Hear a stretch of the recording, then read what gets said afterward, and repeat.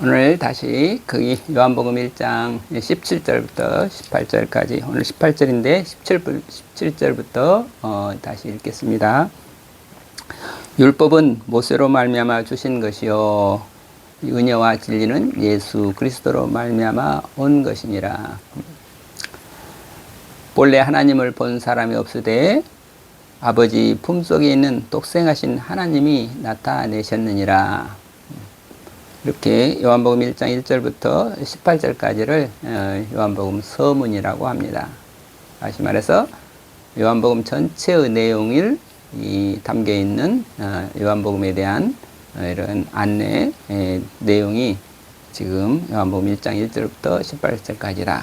그래서 이 17절, 18절 이 말씀이 이제 이것으로 서문이 끝나는데, 우선 17절에 율법은 모세로 말미암아 주신 것이고 은혜와 진리는 예수 그리스도로 말미암아 온 것이다. 이렇게 주신 것이요 온 것이다. 참 이것도 표현이 율법은 모세로 말미암아 주신 것이고 은혜와 진리는 예수 그리스도로 말미암아 온 것이다. 은혜와 진리가 우리에게 임했다. 그런데 율법은 모세로 말미암아 주셨다.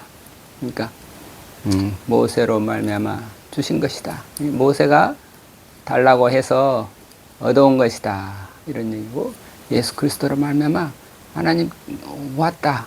그러니까 온 것과 주신 것, 그 뉘앙스 그 좀 차이가 있죠. 하여튼 율법은 무엇이고 은혜는 무엇인가?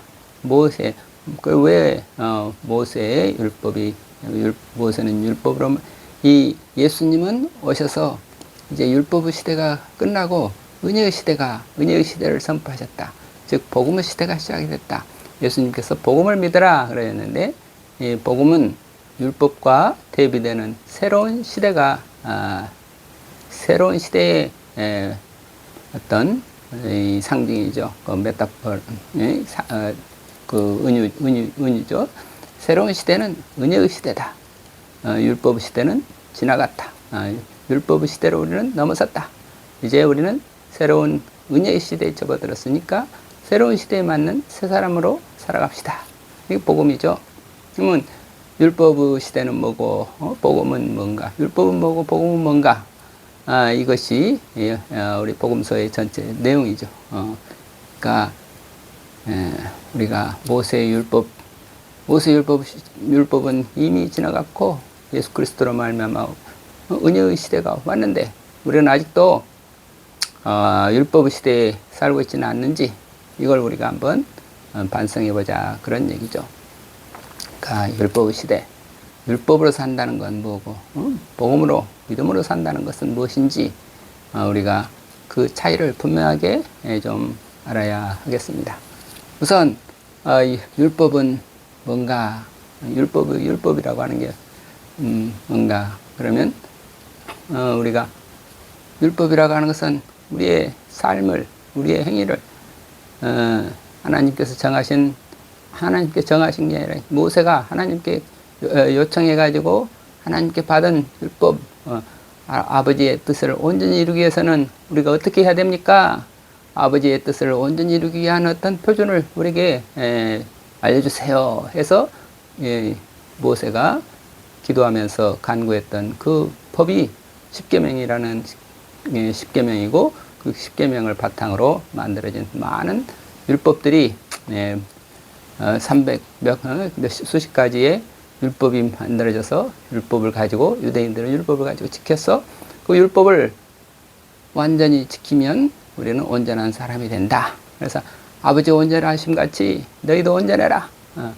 그러니까 우리가 아버지의 온전하심 같이 우리가 온전해지려면 이 율법을 하나도 빠짐없이 온전히 다 지켜야 된다. 이런 생각을 가지고 유대인들이 살고 있었죠. 그러니까 그게 모세의 뜻이라고, 모세가 받은 하나님의 율법의 뜻이라고, 하나님의 뜻을 위해서 우리가 어떻게 하면 하나님 앞에서 의롭게 되나, 율법을 지킴으로 율법의 행위로 말미암아 우리는 의롭게 된다. 이런 시대를 율법의 시대다. 그런데 그러면 그게 과연 온전히 율법을 지킨 사람이 있었나? 하나님 앞에서 정말 의롭다고 할 사람이 있나? 이렇게 했을 때 우리가 그 율법을 지켜서 율법으로 온전하게 되려고 애를 쓰면 쓸수록 인간은 이에 범죄하고 또 부족하고, 그래서 어느 누구도 나는 율법을 온전히 지켰다. 나는 그래서 의인이다. 이럴 사람이 하나도 없다. 의인은 없나니 하나도 없다. 이 세상에 의인은 없나니 이렇게 고백할 만큼 율법을 가지고 율법을 지킴으로 말미암아 우리가 의롭게 되겠다고 하는 그 방법이 방법을 통해서 인간에게 주어진 것은 좌절일 뿐이었다. 나는 도저히 율법을 온전히 지킬 수가 없습니다. 그래서 율법이라고 하는 것은, 근데 율법이라고 하는 것은 우리의 죄와 허물을 들춰서 그걸 보여주는 하나의 거울 역할을 할 뿐이지, 우리에게 그 율법을 어떻게 지킬 수 있는 힘을 주지도 못하고 그 율법을 벗어나게 할 수도 없고, 율법으로 말미암아 지은 죄를 우리에게 사해줄 수도 없고, 그래서 하나님께 또 우리는 율법을 지키지 못했을 때 또 이 제사라는 형식을 가지고 하나님 앞에 가서 자기를 대신해서 제물을 바치고, 그래서 하나님 앞에 사죄를 구하는 속죄제, 뭐 여러 가지 제사들을 통해 제사 문화가 이제 형성이 되는 거죠. 그러니까 율법 시대에서는 반드시 제사라고 하는 거, 어떤 희생 제물을 바치는 그 제사가 없을 수가 없죠. 왜? 내가 온전하지 못하니까. 근데 우리가 이게, 그러니까 우리가 이게 사람은 이런 법을 지켜야 돼, 이 사람은 이래야 돼, 이렇게 어떤 법이라고 하는 것을 만들어 놓고 그 법을 지키면 하나님께서 이게 의롭게 여기시고 우리의 행위로 말미암아 하나님께서 의롭게 여기신다, 이런 생각을 하는 것이 얼마만큼 우리가 어리석음에 빠져 있는가 하는 것을 일깨워주는 것이 또 역시 복음이죠. 예수님께서는, 그러니까 모세가 우리에게 전해주신 그 복음을 통해서 우리가 하나님은 어떤 하나님으로 믿었나? 그러면 하나님은 의로우신 하나님. 그래서 하나님은 우리에게 하나님의 뜻에 우리가 온전히 아버지께서 온전하신 것 같이 너희도 온전하라. 그 온전함의 의미를 어떻게 하면 우리도 율법을 온전히 다 잘 지킴으로 말면 우리가 온전하게 되나, 의롭게 되나, 이런 생각을 하니까, 그래서 그 율법의 세계 속에서는 우리가 끊임없이 우리가 그 죄에서 벗어날 수가 없죠. 그래서 근데 그 예수님께서 오셔서 새로운 복음을 전하셨다. 예수님으로 말미암아 은혜와 진리가 온 것이다. 그런데 물론 예수님께서 오셔서 그럼 율법을 다 없애버리고 은혜의 복음을 주셨나? 그거는 예수님께서 나는 율법을 없애러 온 것도 아니다. 율법을 폐하러 온 것이 아니다. 내가 온 것은 율법을 완성하러 왔다. 율법을 완성하는 새로운 길을 보여주러 왔다. 율법을 어떻게 하면 우리가 완성을 할 수 있나? 그게 이제 사람들은 깜짝 놀래. 어떻게 하면 율법을 완성? 그 완성이 무엇인가? 그랬을 때 예수님께서 그 율법의 완성의 길은 새로운 복음을 믿는 것이다. 그래서 이 복음을 믿는 것. 복음에는 하나님의 의가 나타났으니 믿음에서 믿음으로 믿음으로 의롭게 하여 믿음에서 믿음에 이르는 하나님의 의가 나타났으니, 복음에 의에 이르는 하나님의 의가 나타났으니 믿음으로 살리라 하는 그 위대한 선언이 나오게 되는 거죠. 그래서 이게 이 율법으로 의롭게 된다, 율법을 행함으로 의롭게 된다, 그거냐? 아니면 믿음으로 그 하나님은 은혜로우시고 그 다음에 은혜와 진리의 하나님, 그러니까 예수님께서 우리에게 보여주신 하나님은 은혜로우신 하나님, 진리의 하나님, 사랑의 하나님이시다. 그런데 모세가 우리에게, 모세를 통해서 우리에게 알려진 하나님은 율법의 하나님, 정의의 하나님, 심판의 하나님, 이렇게 우리는 이게 했다. 그러나 예수님께서는 하나님, 의로우신 하나님, 의로우신 하나님이시지만 동시에 자비로우신 하나님, 사랑이신 하나님, 하나님의 정의와 하나님의 사랑, 그 둘을 다 우리가 가질 수 있는 그 새로운 길이 복음이고 믿음이다. 이 복음을, 그런 새로운 복음을 열어주셨다. 새로운 구원의 길을 열어주셨다. 그러니까 우리가 이렇게 잘 대비를 해서 우리가 복음을 더 잘 알 수 있도록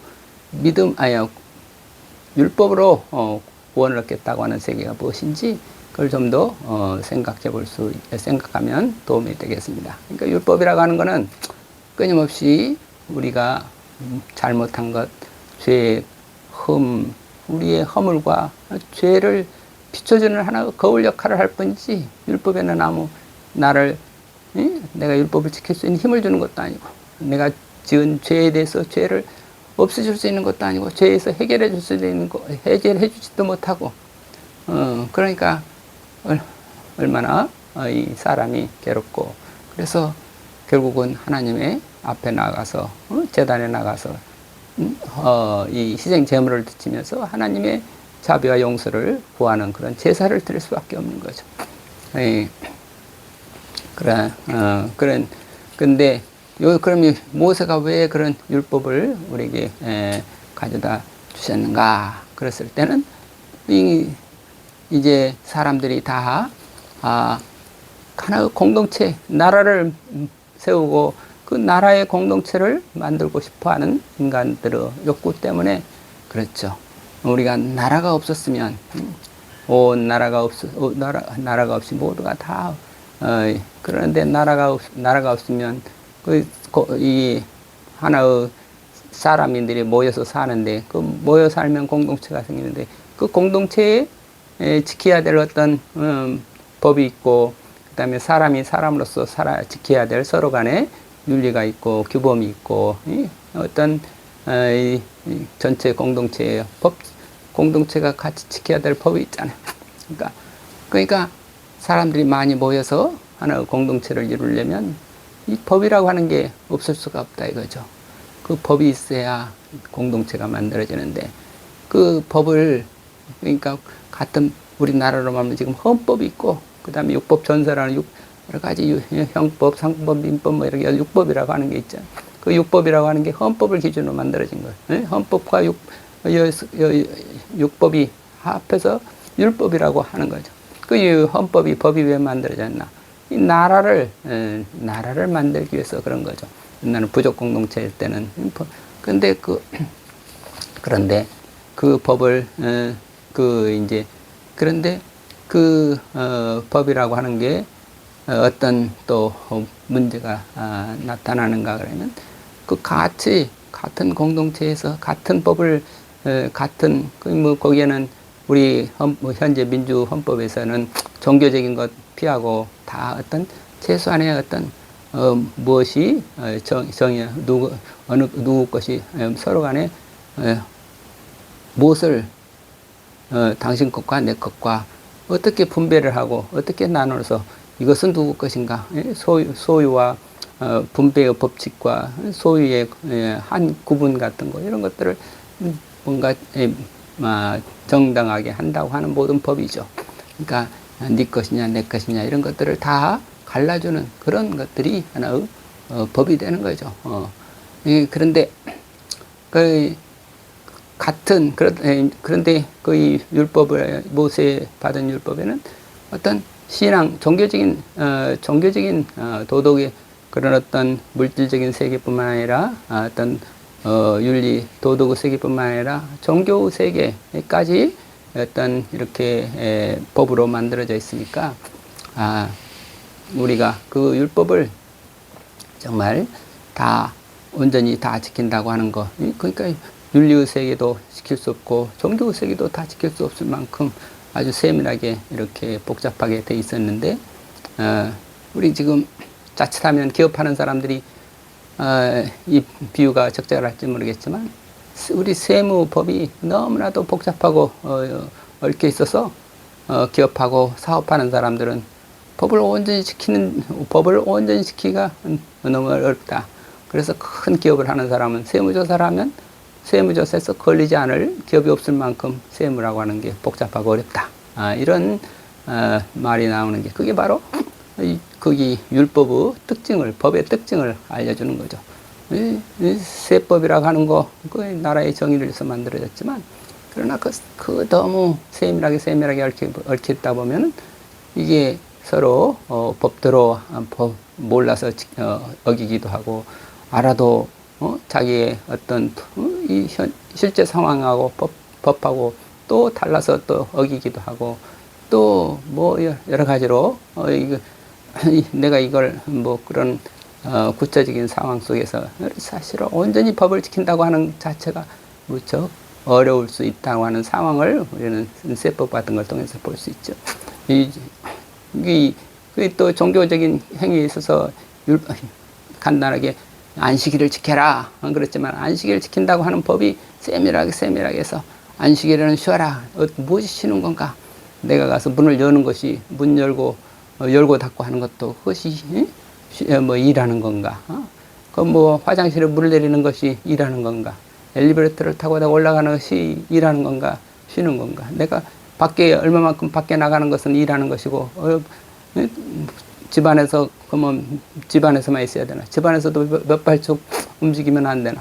이런 뭐 안식일에 쉰다는 개념을 법으로 법으로 규정하기 시작하면 어떻게 이 사람들이 그 법을 다 알고 어떻게 다 지키겠어요? 그 법을 또 누가 만들어요? 결국 인간이 만드는 거죠.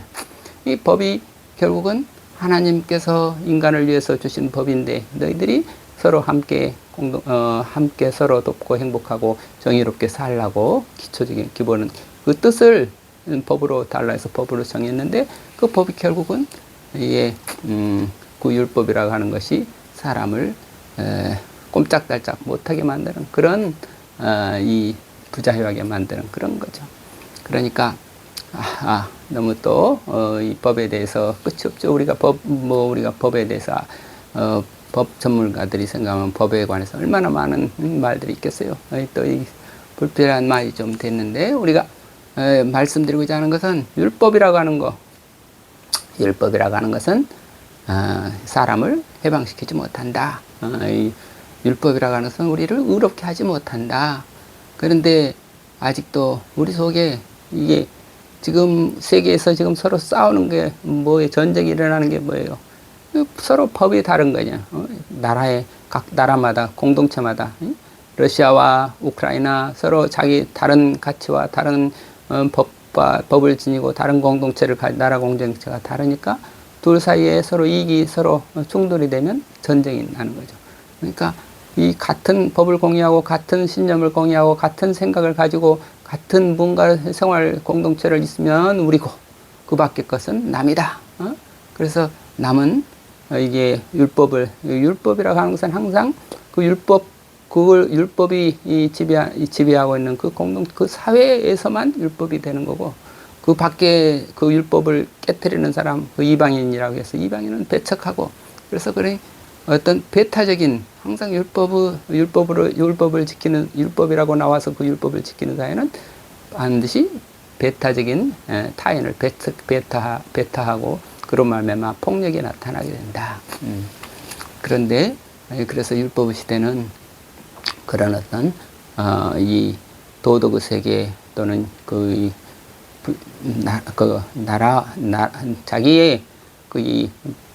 자기의 국가, 자기의 종족, 자기의 어떤 테두리가 있는 그런 세계인데, 은혜의 세계다. 예수님께서, 하나님께서는 은혜와 진리의 하나님이시다. 은혜와 진리는 예수 그리스도로부터 말미암은 것이다. 그 은혜와 진리는 뭔가 그러면, 은혜다 그러면 은혜는 값없이 주시는 거고, 대가 없이 주시는 거고, 그 다음에 조건 없이 주시는 거고, 그러는 거니까, 이거 조건 없는, 조건 없이, 대가 없이, 값 없이 주시는 하나님의 사랑. 근데 무엇을 주시나? 진리를 주신다. 그러니까 우리가 모든 지금 이방인이나 유대인이나, 그 구별 없이 하나님께서는 선한 자나 악한 자나, 포도원을 비유해서 일찍 온 자나 늦게 온 자나 똑같이 너는 이만큼 더 뭔가 어떤 자격이 있어주는 게 하나님께서 모든 인류를 똑같이 사랑하시는 그 사랑을 은혜라고 하는 거죠. 인간을 하나님께서 그리고 모든 사람들을 다 구원해 주시는 그 구원의 진리를 하나님께서는 모두에게 다 베풀어 주신다. 그 구원의 진리가 무엇인가? 그 구원의 진리를 하나님께서 우리 모든 인류에게 다 구별 없이, 차별 없이, 분별 없이, 조건 없이, 제한 없이 다 베풀어 주시는 그런 하나님의 은혜의 진리. 그러니까 구원의 길이 누구에게나 열려 있다. 이스라엘 사람에게만 열려 있는 것도 아니고, 또 로마 사람한테만 열려 있는 게 아니라, 이스라엘 사람이건 로마 사람이건 어떤 사람이든지 다 히브리 사람이건 누구나 다 하나님의 그 은혜 가운데서 누구나 다 믿음으로 구원을 얻을 수 있는 그 길이 있는데, 그 길을 누가 열어주셨나? 예수 그리스도께서 그 길을 열어주셨다. 예수 그리스도께서 어떻게 그것이 바로 복음이다. 그래서 예수 그리스도는 은혜와 진리는 예수 그리스도로 말미암아 온 것이다.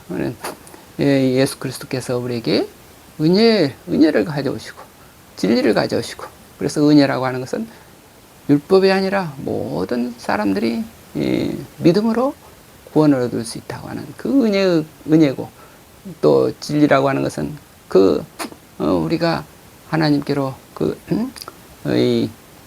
우리가 모든 진리라고 하는 것은 모두가 다 새로운 생명으로 살 수 있는 진리의 빛을 우리가 진리라고 하는 거죠. 그러니까 하나님께서 선한 자나 악한 자나 모두에게 빛을 주시고 햇빛을 주시고 모두에게 또 비를 주신다. 비가 쏟아지면 거기에 산의 모든 나무들이 다 다시 살아나는 거죠. 가리지 않고 모든 비를 주신다. 그 비를 주시는 게 은혜고, 그래서 모든 빗물을 생명수를 얻어서 모두가 다 살아나는 거. 생명수를 살아날 수 있게 하는 생명수가 진리인 거죠. 또는 빛이라고 해도 좋고, 그런 어떤 생명수라 해도 좋고, 그죠? 그러니까 은혜와 진리는 예수 그리스도로 말미암아 온 것이다. 그래서 예수 그리스도로, 아직도 우리 시대가 이 은혜와 진리를 은혜와 진리의 시대, 예수 그리스도께서 주시는 그 복음을 받아들임으로 말미암아서 하나님의 은혜와 진리의 하나님을 믿는, 그래서 온 세상 사람들이 다 하나가 될 수 있는 그런 세계로 아직 나가지 못하고, 아직도 여전히 우리는 모세의 율법에 갇혀서 그의 율법의 세계에 있기 때문에 서로 간에 나라와 나라 사이에 분쟁이 일어나고, 그리고 같은 나라 안에서도 또 이렇게 같은 생각, 같은 뜻을 가진 사람들끼리 이렇게 그런 것들이 다 하나의 율법에 갇힌 사람들이다. 나는 이러면 안 돼, 저러면 안 돼, 그래가지고 사람을 구별하고, 그래서 사람들을 차별하고 구별하고 차별하고, 그래서 어떤 인너석 내부 모임이 있고, 내부 밖의 사람들은 미워하거나 배척하고, 이런 것들이 하나의 어떤 작은 우리 조직 내에서라든지 아니 나라 안에서라든지 세계 안에서 그런 모든 것들이 일어나는 것, 그걸 분별의 세계, 구별의 세계, 차별의 세계, 배척의 세계, 그런 것들이 이게 폭력의 세계, 그런 것들은 율법의 세대에 갇혀 있는 거다. 우리는 율법을 온전히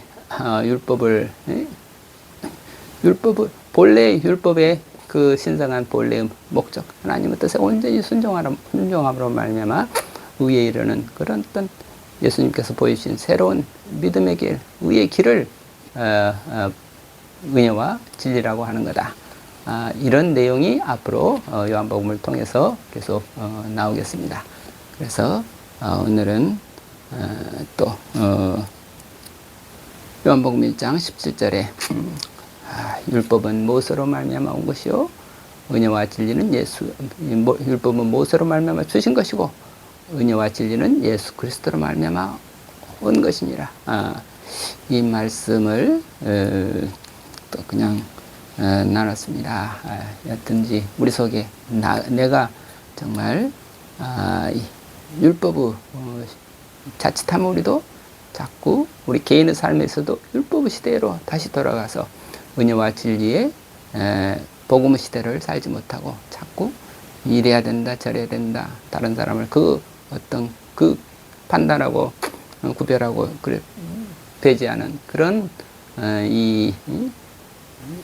믿음과 사랑이 빠진 그런 세계에 살지 않도록 늘 예수 그리스도 안에서 보여주신 하나님의 그 값없이 주시는 사랑과 조건 없이 주시는 그 사랑을 알고 그 사랑으로 다른 사람들을 다 용납하고 포용하고 그리고 섬길 수 있는 그런 믿음의 길 그런 온전함의 새로운 온전함의 길을 가는 우리 믿음의 자녀들이 되기를 기도합니다. 감사합니다. 아멘.